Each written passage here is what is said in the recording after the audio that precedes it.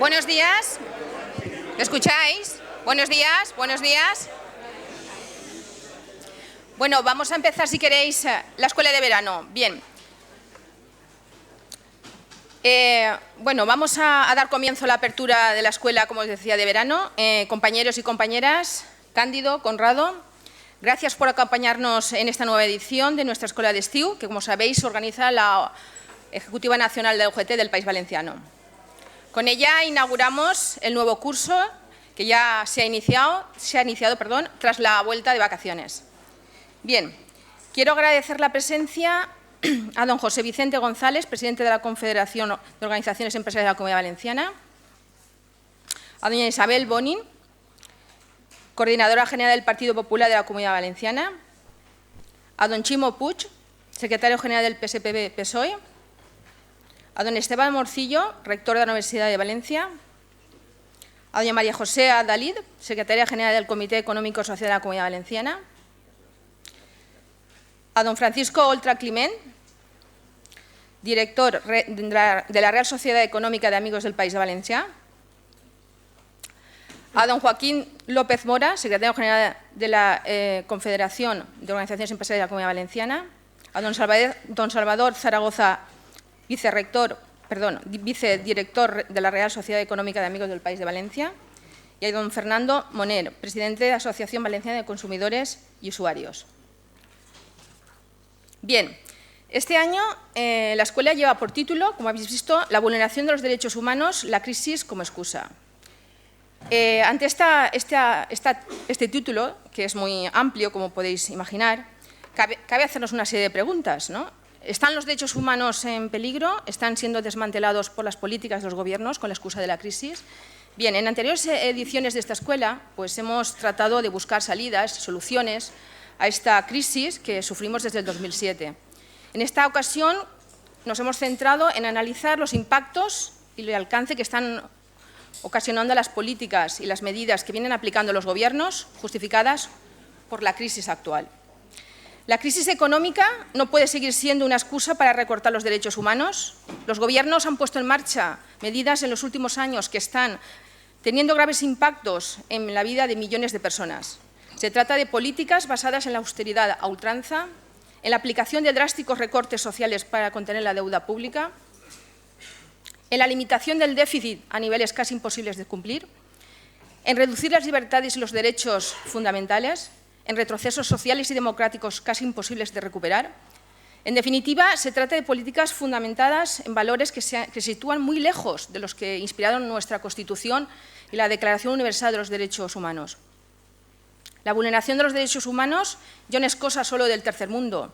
En Europa, en España, en la Comunidad Valenciana, en otras muchas comunidades autónomas, muchos municipios, es un hecho cada vez más evidente, ¿no?, que viene afectando a colectivos ya excluidos socialmente, pero también a un aspecto cada vez mayor de la población, trabajadores y trabajadoras, clases medias, pensionistas, jóvenes, mujeres, personas dependientes, enfermos, ¿no?, el incremento de la pobreza, los crecientes brechas de desigualdad entre las clases sociales, el incremento del paro, la subocupación, las reducciones y las congelaciones salariales, las limitadas o nulas prestaciones sociales para atender a las personas desempleadas, los retrocesos en las libertades y en los derechos laborales y sindicales, los recortes en los servicios públicos, en la sanidad, en la educación, en las pensiones, las dificultades para acceder a la justicia gratuita, la pobreza infantil, los desahucios, etcétera.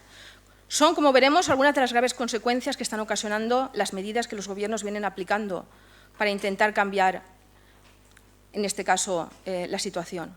Pero, ¿estamos ante una situación de emergencia social, frente a un drástico cambio de modelo, o es la crisis una excusa para intentar erosionar al máximo los derechos humanos? De hecho, como veremos a lo largo de las jornadas, el alcance de la crisis nos ha llevado a límites insostenibles e insospechados, donde el estado de bienestar y con él los derechos humanos están sufriendo el mayor ataque nunca visto en democracia. Sin duda, es la clase trabajadora y los colectivos más vulnerables los que más estamos sufriendo. Bien, estas jornadas se han organizado con el objetivo de que el sindicato abra un espacio de debate y de reflexión que nos permite salir lo más fuerte posible y que sin duda nos van a orientar mejor nuestra acción sindical. Para dar respuesta a todas estas preguntas que he planteado y he puesto sobre la mesa, contamos con las personas más representativas del ámbito social y político, lo que nos permitirá obtener, sin duda, una visión más adecuada y mejor para orientar hacia dónde debemos caminar. Damos la bienvenida a todas ellas. Y ya finalmente, para daros las gracias por estar de nuevo este año aquí con nosotros, y os dejo ya con nuestro secretario general, Cándido Méndez.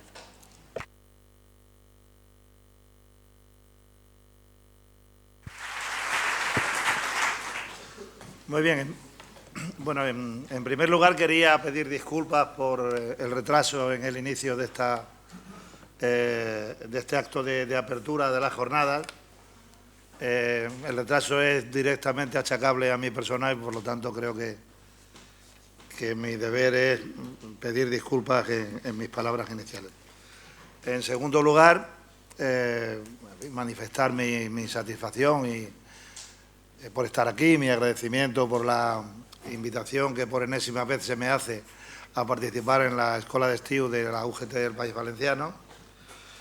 En la edición de este año, bueno, vamos a hablar o vais a hablar y a debatir, además, como decía la directora del acto, Petra, con ponentes muy reputados, de una dimensión, efectivamente, de la crisis, pero no solo de la crisis, que es efectivamente el deterioro de lo que son derechos humanos. Los derechos humanos, en un sentido amplio, incorporan, como es lógico, los derechos laborales, los derechos sindicales, la libertad sindical, etcétera, ¿no? Sobre este aspecto fundamental que vais a tratar, simplemente hacer algunas reflexiones generales, ¿no?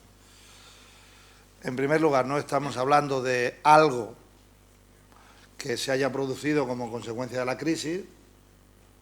El deterioro de los derechos humanos creo que lo podemos remontar a una treintena de años hacia atrás. Por lo tanto, no estamos hablando de un fenómeno reciente, aunque sí es verdad que se ha agudizado como consecuencia de la crisis económica. Digamos, se ha hecho más notorio, se ha hecho más evidente, se ha hecho probablemente más cruel, pero en cualquier caso no ha tenido como origen en el inicio la crisis económica. Por plantear dos referencias. Hay un índice del Banco Mundial que se enuncia como Doing Business. Es un índice en el cual se clasifica a las naciones en virtud de un ranking por el cual lo que se pretende acreditar es la facilidad para hacer negocio en cada uno de los países del mundo. En este sentido, por ejemplo, que no haya salario mínimo interprofesional es un dato a favor. Que no haya un reconocimiento de un derecho fundamental como el ejercicio de la negociación colectiva de huelga es un dato a favor. Y, bueno, esto es un índice que lleva mucho tiempo, por lo tanto, digamos, no tenemos por qué esto remitirlo, como decía, a la crisis, ¿no? La Confederación Sindical Internacional ha hecho otro índice en paralelo, con 97 indicadores internacionales, donde se identifican a los peores países en relación con los derechos sociales, laborales, etcétera, ¿no? Y, bueno, pues lamentablemente ahí se acreditan con esos indicadores la situación de países donde hay detenciones, donde hay encarcelamientos, donde hay incluso asesinatos por ejercer derechos fundamentales como puede ser el ejercicio de la libertad sindical.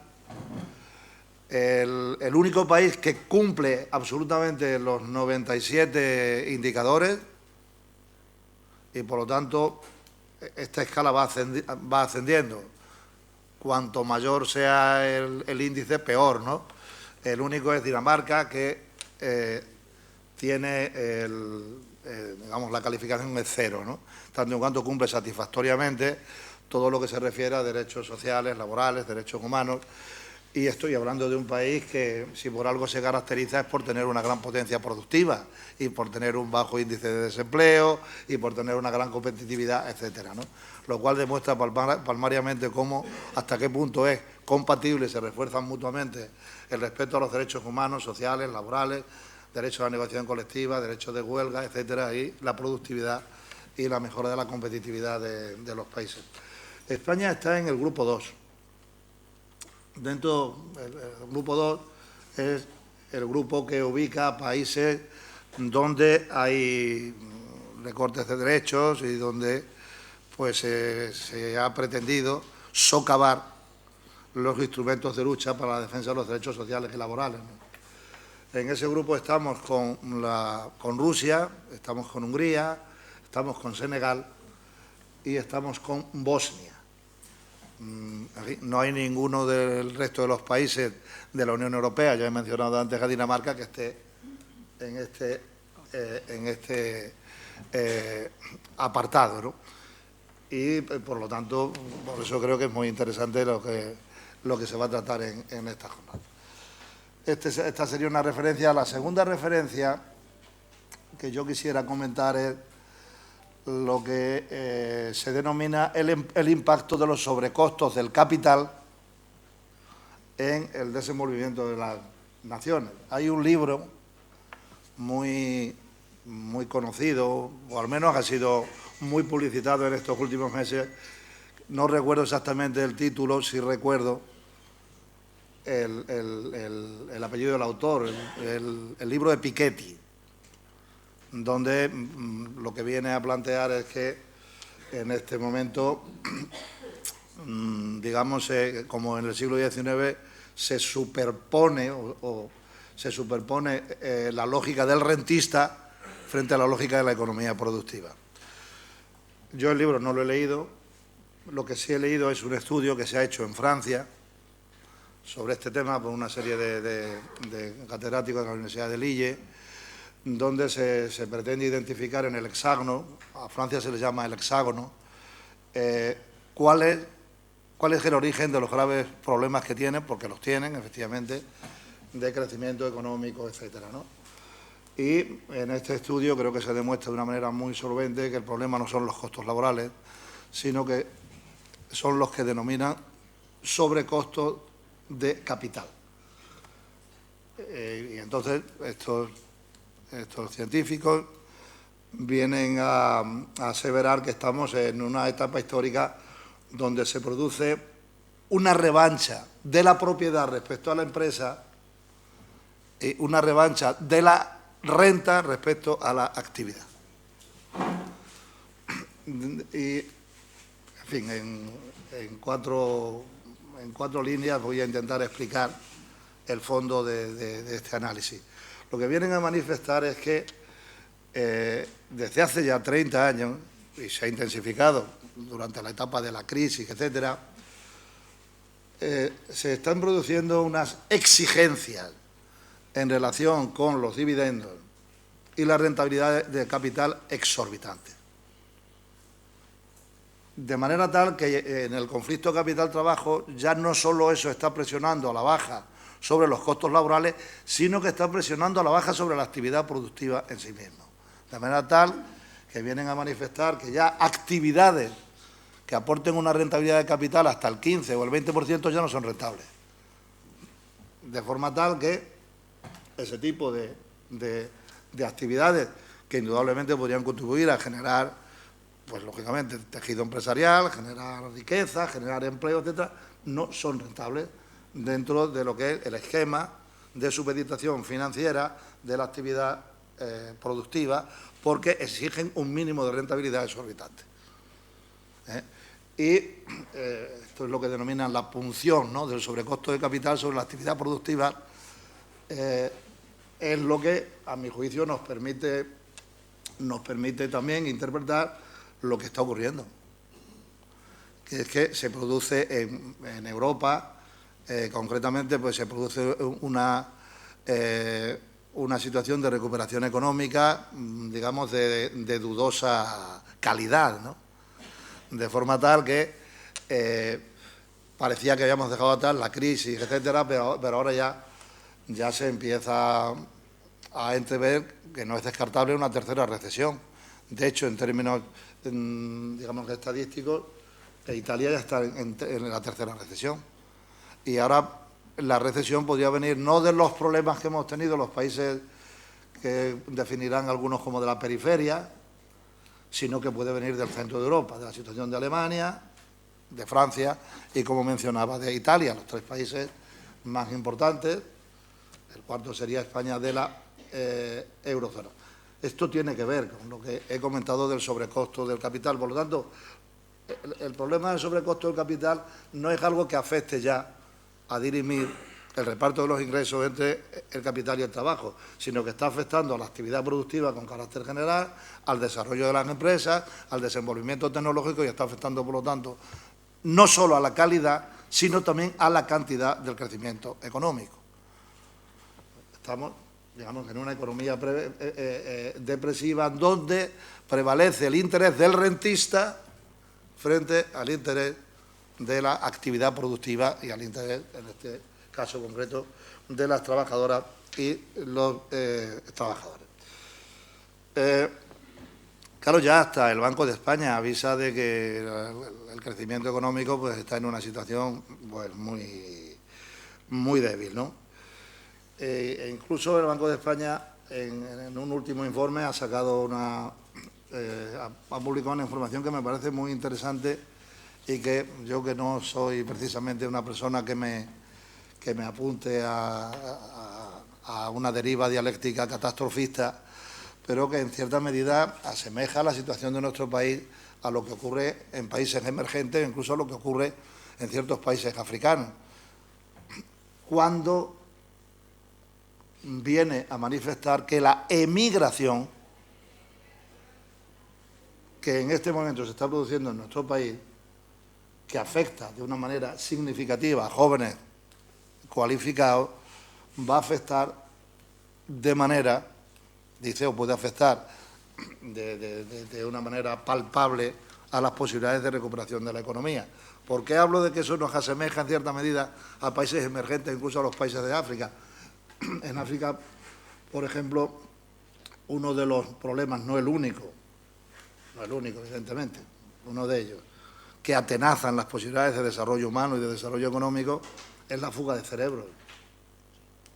Es decir, las personas más cualificadas son las que tienen más iniciativa y son, para luego al final conseguir en los países desarrollados un trabajo que no tiene correlación con su cualificación, pero son las que arrostran el riesgo de salir fuera, ¿no? A nosotros nos está ocurriendo en este momento algo parecido. Son jóvenes cualificados los que se van. Y eso, efectivamente, me alegro que el Banco de España reconozca que eso está lastrando nuestras posibilidades de recuperación de la economía. Y claro, a partir de ahí, lo que hay que exigir es un cambio de rumbo en las políticas a nivel europeo y a nivel de nuestro país, un cambio radical de rumbo. No es posible seguir pensando que la etapa de recuperación económica se tiene que asentar de nuevo sobre las reformas estructurales. Hay algunos datos en contraste interesantes. Por ejemplo, Juncker, el actual presidente de la Comisión, pues ha planteado, y en la Confederación Europea de Sindicatos estamos en disposición de apoyarlo. Bueno, primero, lo que ha constatado es que para adentrarnos en la recuperación hace falta inversión pública. Y está planteando la necesidad de movilizar, creo que en torno a 300 millones de euros, que para nosotros es una cantidad pues insuficiente, ¿no? Pero lo que valoramos es el hecho de que coincide el presidente de la Comisión en la necesidad de, para apuntalar la recuperación económica, pues tirar de la inversión pública en infraestructuras, I+D, etcétera, ¿no? Y, claro, esta es la visión en la que hay que centrarse, no en las reformas estructurales, que son las que nos están llevando a que las posibilidades de recuperación económica se debilitan por momentos. Y luego hay una serie de temas que son importantes, que son muy urgentes. Importantes y urgentes. Esos temas importantes y urgentes han sido los que nos han llevado a la Unión General de Trabajadores, también a comisiones obreras, a la patronal, y creo que al Gobierno a alcanzar un acuerdo a finales del pasado mes de julio, en el intento precisamente de apuntalar la recuperación económica, pero sobre todo en nuestro caso es resolver algunos problemas urgentes. Y ese problema urgente en nuestro caso tiene nombre y apellido y tiene cara. Son 500.000 familias que tienen todos los miembros generales de trabajar en paro y que no tienen ningún tipo de disponibilidad de renta. Ninguno. Para nosotros, el por qué hemos llegado al acuerdo con el Gobierno, con la patronal y con los otros sindicatos, se circunscribe a esta situación. Hay otra serie de elementos, pero para nosotros esto es lo más urgente y probablemente lo más importante de aquello que hemos firmado. ¿Qué es lo que está ocurriendo? Pues, bueno, lo que ha ocurrido en los últimos años es que ha habido una caída del desempleo en todas sus expresiones brutal. En el año 2009 la tasa de cobertura de protección por desempleo era del 75,5%, en la actualidad es del 60,6%. Digamos, ha disminuido en 15 puntos la cobertura por desempleo. El presupuesto ha caído en términos reales en los últimos, entre el 2010 y el 2014, en un 19%, que es la suma del incremento del paro del 15% más el descenso de la cuantía del presupuesto en un 4%. 15 más 4, 19. De la reducción del gasto en desempleo, el ahorro, entre comillas, del gasto en desempleo entre agosto del 2013 y agosto de este año ha sido de 3.567 millones de euros. En tanto en cuanto en agosto del 2013 el gasto era de en torno a 20.700 millones, en agosto de este año son 17.186. Y no es porque no haya necesidades. Hay 3.567 millones de euros de ahorro, entre comillas. Y a su vez la cuantía por día y por persona ha caído. Ha caído de 28 y pico euros a 26. De forma tal que ese ahorro proviene de las políticas de recorte, de la pérdida de calidad del empleo, de la irrupción con mucha fuerza de la contratación a tiempo parcial como instrumento de contratación en este escenario de recuperación y, por lo tanto, lo que ha ocurrido es que se ha deteriorado la situación y esto, por lo tanto, hay que remediarlo. En este sentido, yo quería hacer énfasis, a su vez, en cuál es la población laboral que está en peor situación. De quienes más se habla, y se habla con razón, es de los jóvenes. Y qué duda cabe que debe de ser una prioridad resolver la situación de los jóvenes. Hay un plan, el Plan de Garantía Juvenil, a nivel europeo, que tiene, por cierto, una cobertura absolutamente insuficiente en términos económicos. Nosotros hemos apoyado ese plan, tanto a nivel europeo como en nuestro país, pero lo que no queremos es que sobre el debate de los jóvenes se oculte otra realidad. Eso hay que resolverlo, pero en España hay otra realidad que es la de los trabajadores y trabajadoras entre 45 y 65 años, que en un informe muy reciente del Consejo Económico y Social, pues se les considera como el pilar de vertebración de la sociedad española y por lo tanto del mercado laboral, que están en una situación muy complicada y, por lo tanto, hay que plantear con carácter urgente la resolución de ese problema, y dentro de ese problema está la definición de un nuevo subsidio para esas 500.000 familias que yo comentaba anteriormente, y también hay que construir un objetivo muy fuerte en términos de creación de empleo dirigido a esta parte de la población, que son, para que tengamos una idea, en el año 2007 la población laboral entre 45 y 65 años era el 24%. En el último trimestre del 2013 era el 26%. A su vez, es un segmento de la población laboral que en términos porcentuales va creciendo por el envejecimiento de la población.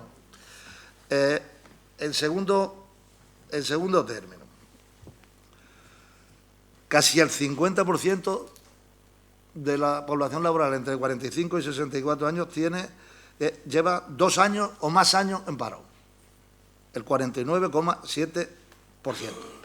Y la mayoría de esos son menores de 55 años, es decir, son los que están entre 45 y 54 años, de forma tal que están además muy alejados de la jubilación. Es decir, porque hay un segmento de ellos que pueden estar, y de ellas, que pueden estar relativamente cerca de la jubilación, y mediante, efectivamente, un proceso de jubilaciones anticipadas, etcétera, se les puede buscar una alternativa. Pero la mayoría de estos que llevan 2 años o más en paro son menores de 55 años. Y bueno, este es un factor que hay que tener en cuenta. Luego, a su vez, el crecimiento de la tasa de paro en este sector es exponencial. En el año 1990, el paro total en nuestro país era del 16,1%, el paro total. En el año 2013, a finales del 2013, el paro en nuestro país era el 26%, cosa conocida. Es decir, entre el año 90 y el año 2013 ha crecido el paro total en España un 61%. El paro de la población laboral entre 45 y 64 años en el año 90 era el 8,1%. La mitad del paro general. En el año 2013 es el 21,3%. Está muy cerca de la tasa de paro general, la separan 5 puntos. De manera tal que ha crecido el paro total en esos años, en esos 13 años, el 61%, y el paro entre 45 y 64 años el 163%, casi 3 veces más.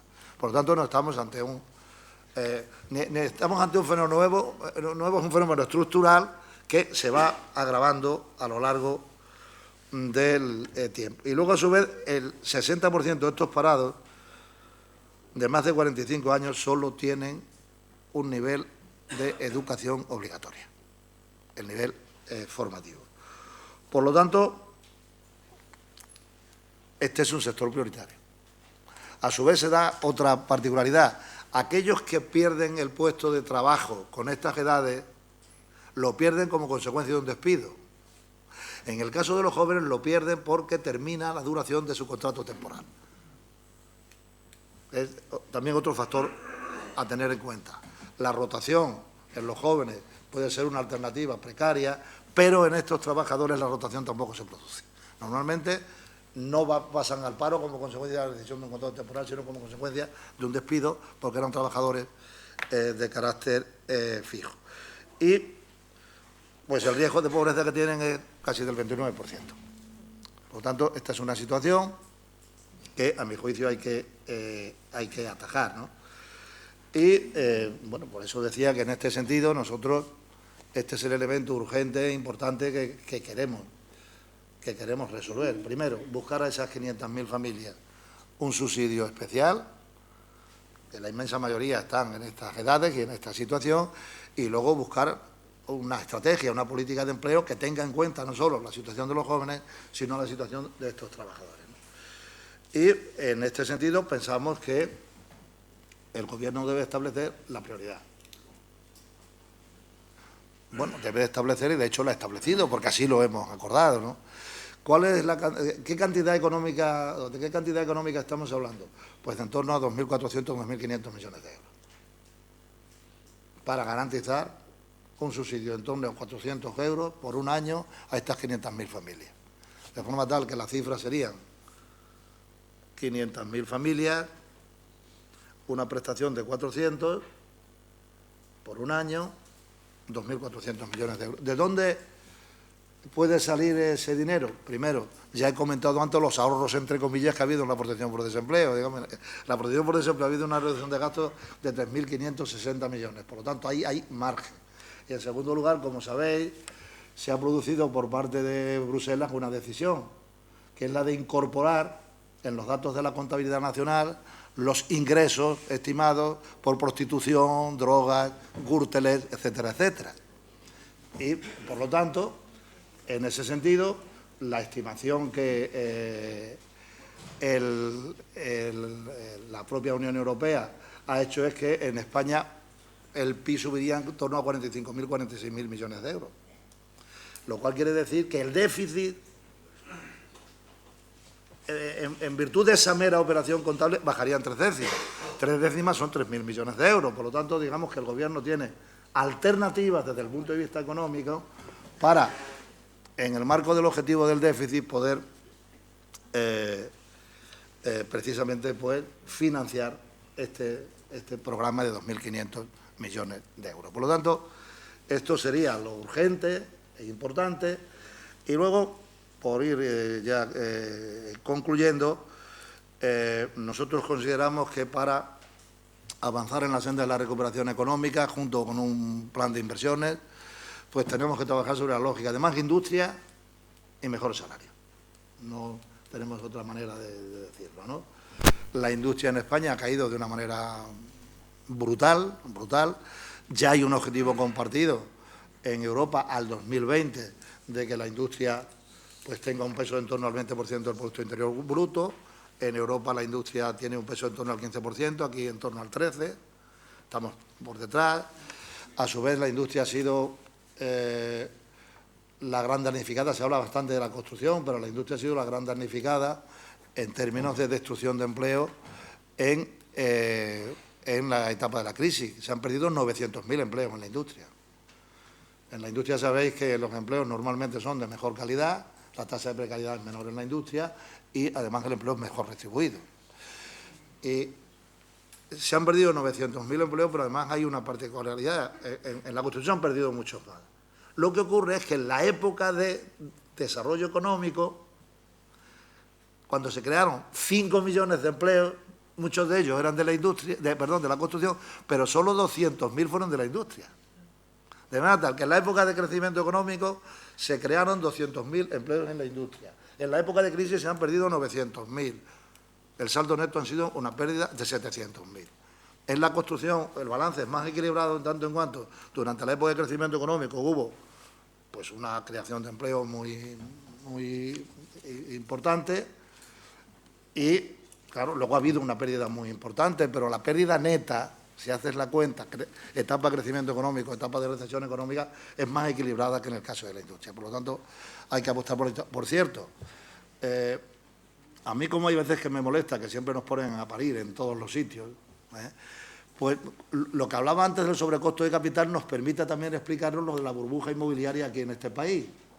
La burbuja inmobiliaria tampoco ha sido un acto deliberado de voluntad del sector empresarial o del sector de la vivienda o del sector de la construcción.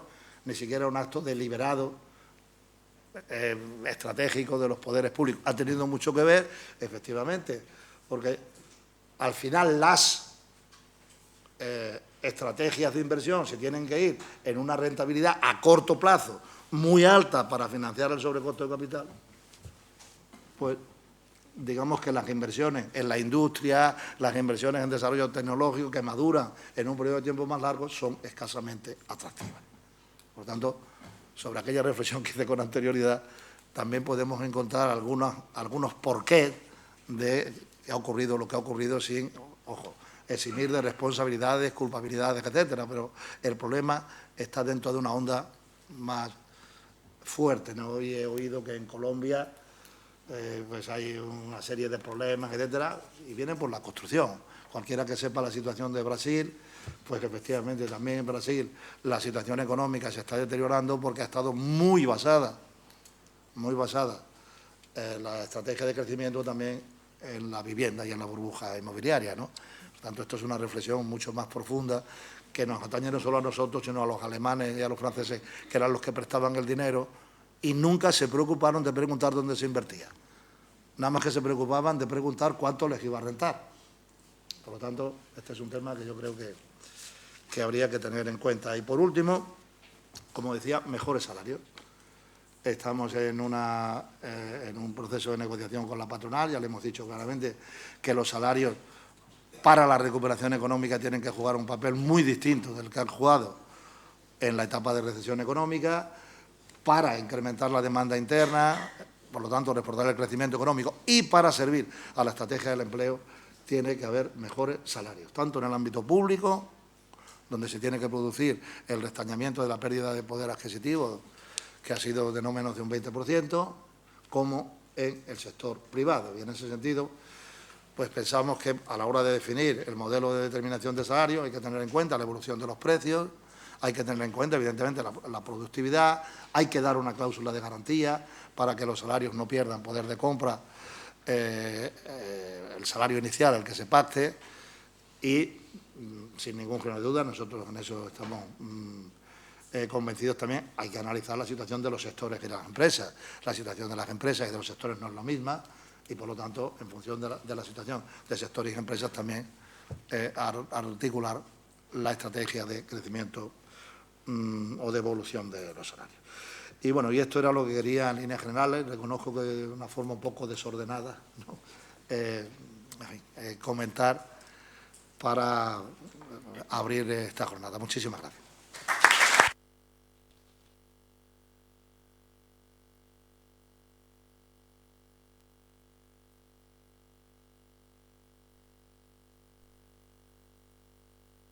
Bien, pues ahora vamos a hacer el descanso para tomar café y de aquí media hora volvemos. Venga, muchas gracias.